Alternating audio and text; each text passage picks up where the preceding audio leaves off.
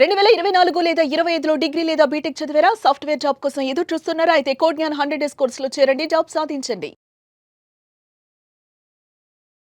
Welcome to Suman TV. నేను మీ Suman TV Nag. కర్కాటక రాశి వారికి గనక మనం చూసుకుంటే 2026లో ఎస్పెషల్లీ విమెన్కి ఏ విధంగా ఉండబోతుందనేది ఈరోజు మనతో పాటు వేదిక ఆస్ట్రాలజర్ ఉమా గారు ఉన్నారు. వారి మాటలను తెలుసుకుందాం.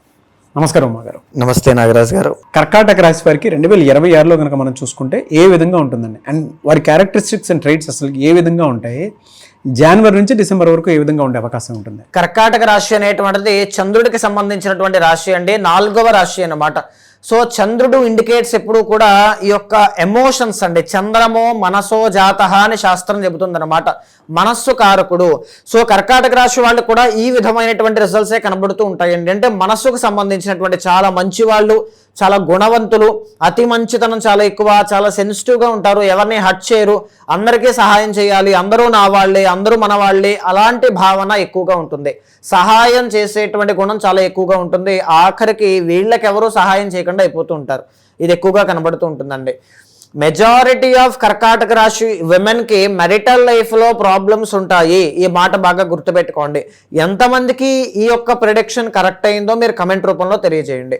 సో తర్వాత వారి యొక్క చార్ట్ మనం ఒకసారి చూస్తే అండి, విద్యాపరంగా ఆటంకాలు అనేటువంటివి వచ్చే అవకాశాలు ఎక్కువగా ఉంటాయి. చదువుకున్నది ఎంతైనా సరే అపారమైనటువంటి జ్ఞానము వారికి ఉంటుంది, దాన్ని జీవితంలో అప్లై చేసేటువంటి గుణగణాలు ఉంటాయి. కొద్దిమందికి చదువుకున్నది వేరు, పని చేసేటువంటిది వేరు, ఈ రకంగా కనబడుతూ ఉంటుంది. బట్ వీళ్ళకి చదువుకి అని చేసేటువంటి పనికి చాలా ఇంటర్లింక్ అనేటువంటిది ఉంటుందండి. బంధువుల్ని ఎక్కువగా నమ్మద్దు కర్కాటక రాశి వాళ్ళు, ఇబ్బంది పడే అవకాశాలు ఎక్కువగా ఉంటాయండి. ఎందుకనంటే నేను చూసినటువంటి నా స్వీయ అనుభవాల్లో కావచ్చు, ఆస్ట్రాలజీ చెప్పినటువంటి విషయాల్లో కావచ్చు, బంధువుల వల్ల కర్కాటక రాశి వాళ్ళు ఇబ్బంది పడే అవకాశాలు ఎక్కువగా ఉంటాయి. అదే ఇండికేట్ చేస్తూ ఉంటుంది 3rd and 12th లార్డ్ అండి. మీరు ఎక్కువగా శ్రమ పడతారు, మీరు ఎక్కువగా కష్టపడతారు, మీరే ఎక్కువగా ప్రయాసపడుతూ ఉంటారు, అక్కడి నుంచి వచ్చేది ఏమి ఉండదు. అయితే ప్రధానంగా 4th and 11th లార్డ్ శుక్రుడు కాబట్టి ప్రేమ వ్యవహారాల్లో విజయాన్ని చూస్తారు. తర్వాత ఏంటి అంటే ఈ యొక్క గృహయోగము అనేటువంటిది చాలా బాగుంటుందండి. వీళ్ళకి మాత్రం బెనిఫిట్ ఏంటి అంటే ఇల్లు, ఆస్తులు కొనుగోలు చేయడం అన్నమాట.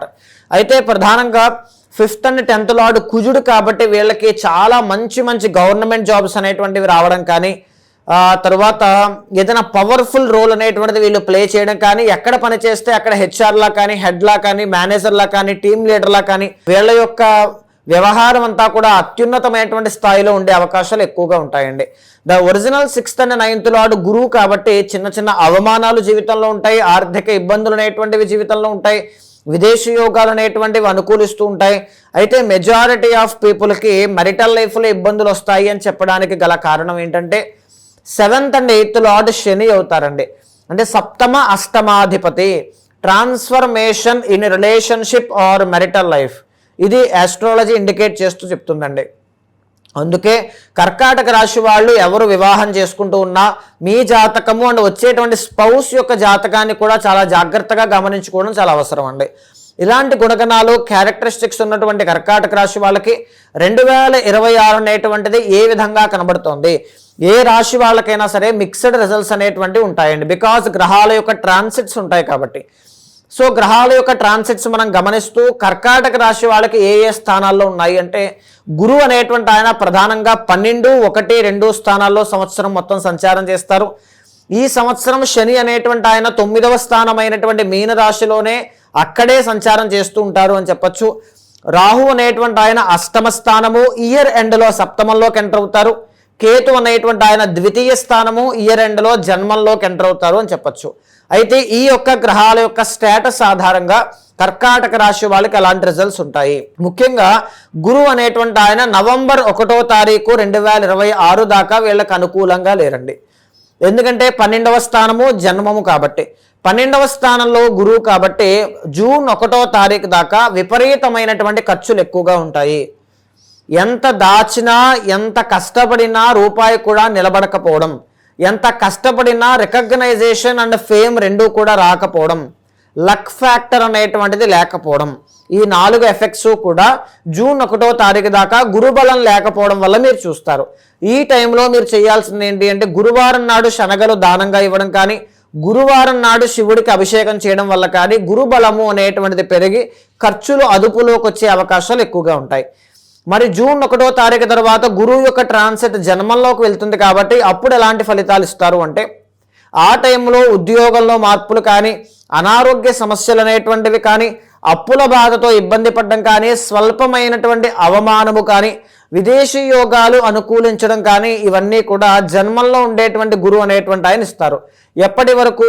నవంబర్ 1వ తారీఖు దాకా ఈ ఫలితాలు కనబడతాయండి. తరువాత నవంబర్ 1వ తారీఖు దగ్గర నుంచి వీళ్ళకి అసలైనటువంటి సమయం స్టార్ట్ అవుతుందండి.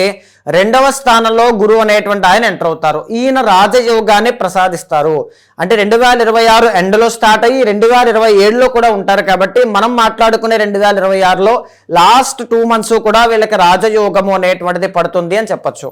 దీనివల్ల వ్యాపారంలో అభివృద్ధి చూడడం కానీ, ధన లాభాలు చూడడం కానీ, ఆర్థిక అభివృద్ధి పెరగడం కానీ, గౌరవ మర్యాదలు పెరగడం కానీ, పబ్లిక్ డొమైన్లో మీకున్నటువంటి ప్రొఫైల్ అంతా కూడా బిల్డ్ అవ్వడం కానీ, సో తెలియనటువంటి సమస్యలు ఏవైనా ఉంటే అవన్నీ కూడా సాల్వ్ అవ్వడం, ఆధ్యాత్మికత రూపంలో ముందుకు వెళ్ళడం, విద్యార్థులకి మంచి విద్య అనేటువంటిది రావడం కావచ్చు, డబ్బు సేవ్ అవ్వడం కావచ్చు, సంతాన యోగము, వివాహ యోగము, ఉద్యోగ యోగము అన్నీ కూడా మీకు చాలా బాగుంటాయండి. అయితే ఈ సంవత్సరం శని అనేటువంటి ఆయన 9వ స్థానంలో సంచారం చేస్తారు. దీనివల్ల అవకాశము అనేటువంటిది చాలా బాగుంటుంది. ఈ మాటకు అర్థం ఏంటి అంటే మీరు ప్రయత్నం చేసిన దానికి, కష్టపడిన దానికి తగినటువంటి గొప్పదైనటువంటి శుభ ఫలితాలు ఈ సంవత్సరంలో మీరు చూస్తారు. అయితే కర్కాటక రాశి వాళ్ళకి రాహు కేతువులు ఇద్దరూ కూడా సంవత్సరం మొత్తము కూడా అనుకూలంగా లేరండి. దీనివల్ల మానసిక ఒత్తిడి అనేటువంటిది ఉంటుంది, ఆర్థిక సమస్యలు అనేటువంటివి ఉంటాయి, విద్యార్థులకి ఆటంకాలు అనేటువంటివి ఎక్కువగా ఉంటాయి. తరువాత చెప్పాలి అంటే చిన్న చిన్న అవమానములు కానీ, చాలామంది కర్కాటక రాశి వాళ్ళకి ఓవర్ థింకింగ్ కానీ, యాంగ్జైటీ కానీ, డిప్రెషన్ కానీ ఇలాంటివన్నీ కూడా ఎక్కువగా చూసే అవకాశాలు ఉంటాయి. అవన్నీ కూడా ఈ సంవత్సరంలో కూడా చూసే అవకాశం ఉంటుంది. అష్టమ రాహు వల్ల స్వల్పమైనటువంటి వాహన ప్రమాదములు కానీ, చిన్న చిన్న గాయములు కానీ, ఆకస్మికంగా వచ్చేటువంటి అనారోగ్య సమస్యల విషయంలో కానీ కాస్త జాగ్రత్తగా ఉండాలి. ఈ సంవత్సరంలో మంగళవారము సుబ్రహ్మణ్య ఆరాధన చేయడం వల్ల, రాహు కేతువులు ఇద్దరి యొక్క అనుగ్రహం వల్ల మానసికంగా ఒత్తిడి లేకుండా ప్రశాంతత అనేటువంటిది దక్కుతుంది అని చెప్పచ్చు. శని అనేటువంటి ఆయన మిశ్రమంగా పార్షియల్లీ మీకు అనుకూలిస్తున్నారు కాబట్టి శనికి సంబంధించిన పరిహారాలు ఏవి కూడా అవసరం లేదు. ప్రతి మంగళవారము సుబ్రహ్మణ్య అష్టోత్తరాన్ని చదువుతూ, వీలైతే శుక్రవారం నాడు దుర్గాదేవిని, మంగళవారము బుధవారము కానీ వినాయకుడి యొక్క ఆరాధన చేయడం వల్ల ఆర్థిక పురోగతి అనేటువంటిది తప్పకుండా కనబడుతుంది. హెల్త్ పరంగా చూసుకుంటే అసలు ఏ విధంగా ఉంటుందండి? హెల్త్ పరంగా చెప్పాలి అంటే అండి, అష్టమ రాహువు ద్వితీయంలో కేతు వల్ల మానసికమైనటువంటి ఒత్తిడి పెరిగే అవకాశం ఉంటుందండి. అప్పటిదాకా బాగానే ఉంటుంది, ఇది ఆల్రెడీ వాళ్ళు ఫేస్ చేస్తున్నారండి. అప్పటిదాకా బాగానే ఉంటుంది సిచ్యువేషన్, సడన్లీ ఏదో ఒక ప్రాబ్లం రావడం కానీ, చిన్న హెల్త్ ఇష్యూ రావడం కానీ, దానివల్ల ప్యానిక్ అవ్వడం కానీ, సో హ్యాండిల్ చేయలేకపోవడం కానీ, దీనివల్ల వచ్చేటువంటి నిద్ర లేకపోవడం, ఇన్సామ్నియా, మానసికమైనటువంటి ఒత్తిడి, యాంగ్జైటీ ఇవన్నీ కూడా చూసే అవకాశాలు ఎక్కువగా ఉంటాయి. తర్వాత విమెన్కి చెప్పాలి అంటే ఈ యొక్క రాహు అనేటువంటి ఆయన అష్టమ స్థానంలో ఉన్నారు. అష్టమము అనేటువంటిది శని యొక్క క్షేత్రం అండి. దీనివల్ల వెన్నుపూసకి సంబంధించినటువంటి ఇబ్బందులు కానీ, హార్మోనల్ ఇంబ్యాలెన్సెస్ కానీ వచ్చేటువంటి అవకాశాలు ఎక్కువగా ఉంటాయి.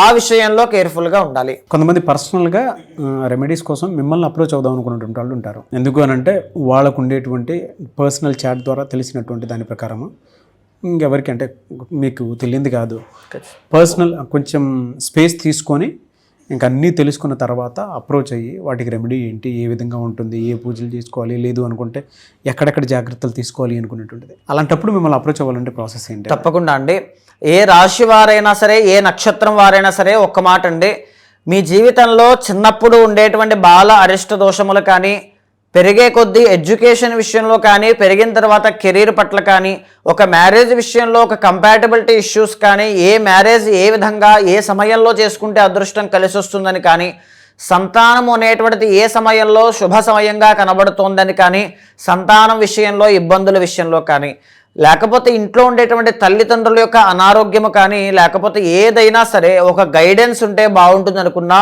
ఖచ్చితంగా మీ వెనకాల నేను ఉంటానండి. నా దగ్గరికి వచ్చినటువంటి క్లయింట్స్ ప్రతి ఒక్కరికి కూడా జాతకం చూసి రెమెడీస్ అనేటువంటివి ఆచరింపచేసి ఒక మూల మంత్రాన్ని అమ్మవారిది ఉపదేశంగా ఇచ్చి 6 monthsలో మీకు ఉండేటువంటి ప్రాబ్లమ్ని సార్ట్అవుట్ అయ్యే విధంగా ఖచ్చితంగా మీకు ఆ గైడెన్స్ అనేటువంటిది ఇస్తాను. అలాంటి వాళ్ళు ఎవరైనా ఉంటే మీకు కింద కనిపించే నెంబర్కి కాల్ చేస్తే మా వాళ్ళు మీకు పూర్తి వివరాలు అందిస్తారు. సో తప్పకుండా భగవత్ అనుగ్రహం కలిగేలా చేస్తాను. థ్యాంక్ యూ సో మచ్ అమ్మగారు. నమస్తే అండి. 2026లో మీ వ్యక్తిగత జాతకం ఏ విధంగా ఉందో తెలుసుకోవాలి అనుకున్నటువంటి వాళ్ళు స్క్రీన్ మీద వేదిక ఆస్ట్రాలజర్ ఉమాగారి కాంటాక్ట్ నెంబర్ కనిపిస్తుంది. దానికి మీరు కాల్ ఆర్ మెసేజ్ వాట్సాప్ చేసి వెంటనే అప్రోచ్ అవ్వండి. అండ్ ఈ వీడియో లైక్ చేసి షేర్ మాత్రం తప్పకుండా చేయండి. ఇలాంటి మరిన్ని వీడియోస్ కోసం మా ఛానల్ ఫాలో అవ్వండి. Thank you.